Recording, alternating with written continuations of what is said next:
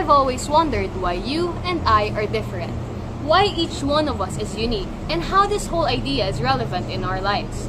Though these can simply be answered by a scientific explanation, I choose to perceive this concept of diversity at a deeper level, one that involves culture, influential models, and the entirety of the experiences that make up a person's identity. As I am given the opportunity to share my cross-cultural experiences, I shall take it, and I shall take you with me back in the past to show you why these experiences are truly significant in my life.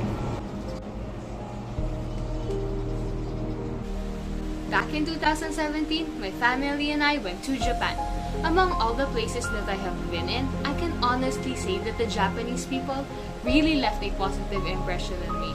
Undeniably, they were extremely courteous and practiced many traditions that showed their respect for each other and for the tourists as well. Nonetheless, with a language barrier obstacle at hand, my family and I were particularly vigilant with our actions, as these served as our primary means of communication during our journey. Moreover, having minor interactions with the locals allowed me to get a glimpse of how their culture has affected their personalities and behavior.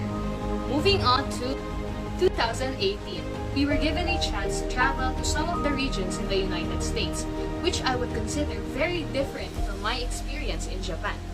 I had quite a culture shock when we visited the US. The liberated people and the way they behave were somewhat uncommon to my mind back then.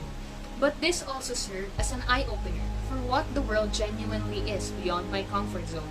Moreover, traveling through the various states gave me the general idea of how comparable the US is to a melting pot of diverse cultures. Each state is unique on its own, but you'll almost always find a cultural influence from other nations and neighboring regions.